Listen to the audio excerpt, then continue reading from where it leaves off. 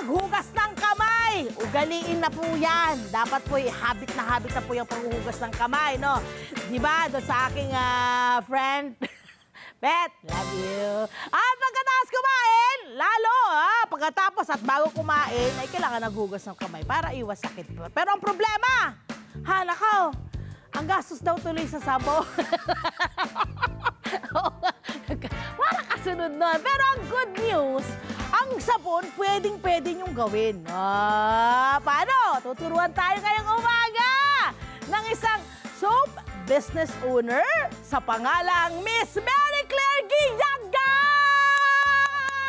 Hi! Good morning! Pareho kami ng mga high tita, mga cute. Miss Claire, batiin mo muna yung ating nanonood sa Net 25 at nakikinig sa Radyo Aguila. Good morning po sa inyong lahat. Good morning, Miss Claire. Naku, eto na, ikwento mo muna sa amin. Paano mo inumpisahan itong negosyo mo? Nag-aral ka ba muna and then saka ka pumasok? Or talagang ni-research mo muna tapos saka mo siya ibinenta? Bali na sa soap industry na kami, nagre-resell po kami ng mga whitening soap. Okay. And then, nung pandemic period po yun, tapos humihina siya. Then, nag-isip po kami paano kaya gusto namin kami na yung nag-manufacture. Supplier mismo, manufacturer. Yes okay. po. So, nag-try din naman po kami ng mga whitening soap, kaya lang hindi po talaga siguro para sa amin yung mga panahong yun. Eh di sabi ko, nasa ano po kasi kami, kumbaga yung linya ko po yung mga, nasa pamilya po ako ng mga artist. So bakit hindi ko i-combine yung soap at saka po yung yung skill na meron ka yes, na. saka po yung art. So nag-search po ako through online. Tapos nakakita ko sa Pinterest, tapos Instagram, meron palang ganon. So tinry ko po, inaral ko po siya.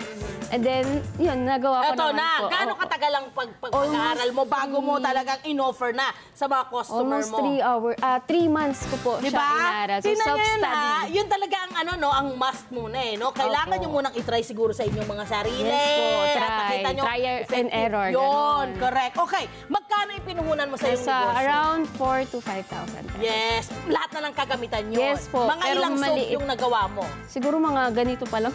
Ito ganun? Wow, talaga. Nasa isang loop po yung tawag. Ayan, Nasa pinapakita niyo yung malalagyan. 27 pieces po yung isang ganito. Yeah. Okay, eto na. Mag-aapat na taon ng negosyo. Yes ano yung mga na-achieve mo dahil sa negosyong ito? At balita ko, talagang tinodo mo na. Full-time negosyante ka na talaga. Opo. Bali ma'am, bukod po siguro sa mga material na bagay na nabibili po namin para po ma-improve yung mga yung product ninyo. Yes po, tsaka sa bahay nagagamit po namin. Siguro ma'am yung greatest achievement ko dito, ma'am, yung time freedom. Kasi bilang isang nanay po, napakahirap po na pagsabayin yung work, tsaka po yung... Yes. Yung work po, tsaka yung... I understand. Totally understand. So yun po talaga yung nilulok ko sa isang work. So kaya po talagang nag-business ako para po may freedom ako, may time ako para po sa family. Naku, yung mga nanay talaga. Makita nyo talagang ginagawa ng paraan para makasama ang pamilya. Pero naiisip pa rin na kailangan pa rin niyang tulungan financially ang kanyang asawa. Yes. At the Yan same po talaga time. kailangan ngayon Okay. Ayan, naiyak na rin siya. Tara. I-share mo raw sa amin, Claire, paano ginagawa ang iyong mga sabon. So, ano yung mga kailangan natin dito? Yung mga nakadisplay. Dito muna tayo. Una po, kailangan po natin syempre ng molder. Molder. Ayan po. Itong molder mo, pinagawa mo. Para lang mapakita natin, Papakita. Ilalagay ko na muna sandali doon. Medyo unique po yung molder ko. Ayan yung molder niya. Molder niya ay parang pinagawang, glass po. Kasi glass maker po yung asawa ko. Ay, so, para tipid na rin po yung... Yan naman partner So, para tipid na rin po. So, yan po yung naisip namin. Okay. And then, so yun, molder, weighing scale. So, napaka-importante po niyan. Yung mga measuring cups, spatula, yung mga fragrances po natin. Lye solution. Ito po, caustic soda. Yung pinaka-importanting, hindi po tayo makakagawa ng soap kapag wala po nito. Of course, our measuring cup and oils. Saan mo nakukuha lahat ng mga produkto na meron ko? Or mga ingredients na meron ka? Noong una, ma'am, yung iba, ma'am, Shopee lang po yan, online. Online ka lang, online lang. Tapos yung iba po sa Divisoria, yan po. Yan, talaga. Dangwa, yan. Okay, ayan. Okay, so ngayon, ano ang gagawin mo? Ito ba ay galing oil na anong klaseng oil? This is coconut oil po. Coco oil, ay ang galing. At organic ang kanyang ginagamit. Okay, coco oil. Tapos, anong gagawin natin Ayan, ngayon? so gagawa po tayo ng soap. Nagawa po siyempre sa coconut oil. So, hindi po tayo makagawa ng soap na wala pong coconut, coconut oil po. Kasi yan po yung main ingredient po ng sabon. And then, caustic soda and water po. Ano ibig sabihin ng caustic soda? I'm sorry, hindi ko ano yan. Yan pa yung pampabula? Ano bang Ito po yung may chemical pa rin naman po, pero hindi naman po siya. Hindi po tayo makakagawa ng soap kapag wala po ito. Ito yung mga usual na ginagamit Yes sa po, mga paggawa primary. ng sabon. Opo, primary sige. ingredient po. Okay. And then distilled water po. Distilled So water. since kailangan po kasi natin ng mag-gloves, mag-face mask, so nag-prepare na po ako ng gagamitin na natin para hindi na po natin siya imimix. Ayun!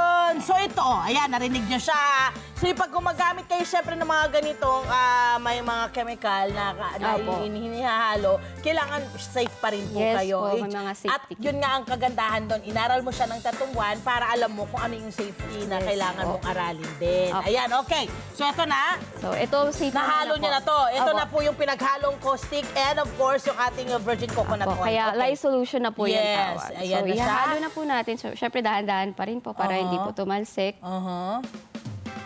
Ayan. And then mix lang po. Imimix na siya. Oh, ang mixer niya parang pang pang bake. Yes po. Parang nagbe-bake ka lang po talaga. Ayan, so minimix lang siya. At hindi kailangan ng heat, ano? Bali, meron pong dalawang process po yung soap making. Meron pong hot process and cold process. So, Okay. nasa cold process po tayo. Kayo, Opo, ayan. para po mas tipid na rin. Yes. Tsaka mas easy po siyang gawin compare po kay hot process. Correct. Ayan, so hinahalo lang niya Ayan, kapag yung medium- mantika at yung ating lye solution. Opo, kapag And then- medium trace na siya, ma'am, yung medyo malapot na siya. Malalapot yan. Opo, bali yung gagawin nating soap, ma'am, Okay, sige lang. yung medyo... Oo, sige. Ayan, yung ito po, ito. Asa na? Anong kailangan mo? Sabihin mo sa akin. Ito lang. Okay, ayan. So, ganito po yung sample na gagawin natin. Ito po yung tinatawag namin, bestseller po kasi namin to yung marble soap po. Tsaka madali lang po kasi gawin. Marbled soap. Sa mga nakikinig po ngayon sa Radyo Agila, yung marbled soap, ayan, no, parang nakakita na ba kayo ng marbled na ano nga yung nilalagay sa floor? Yung tiles, ayan, yung mga ganon. Ayan po. Ayan. Yun naman ito daw ang bestseller nila. Okay, tapos, anong And then gagawin po, natin? hahatiin po natin, kasi may white and pink siya, hatiin Okay. po natin to into 2 equal part. Ayan. Wow, ang galing na niya magtansya. Ayan naman po. Okay, tapos, pag nahati na natin ng pantay na pantay, ayan. Lagyan na Siyempre, po natin kailangan ng... yung ating mga ingredients talagang nahahalo po natin kasi sayang naman. Ayan Okay? po, lalagyan na po natin ng... So, ito po. Colorant na po. Colorant. Okay. Itong colorant ay saan naman, ano naman ang ingredient niya? Ano lang, organic din naman po siya. Oo, na Tapos pangkulay powder din. lang siya. Oh, yes po. Okay. Nabibili siya powder na po, tapos oil-based. So, ikaw na po Okay, mag-mimix. so there you go. Ayan. So, ayan, imimix. Nilalagay na po ngayon sa mga nakikinig sa Radyo Agila yung ating pampakulay. Ayan. Kasi nga yung, syempre yung pag marbled, minsan magkakaibang kulay yan. Pero ito dalawang kulay lamang ang kanyang Ayan, kapag gagamitin. gusto po natin ng mas darker, mas marami po. Or pag Okay. light naman, edi onti lang po yung gagamitin. Yeah. Hello po mga Kanet 25! Si Kuya Tony Pet po ito mula sa Love, Tony Pet and Everything. For more Love, Tony Pet and Everything updates, just click on our subscribe button and follow us on our Net25 social media pages at Net25 TV and at Net25 Entertainment Facebook. Magkita-kita po tayo!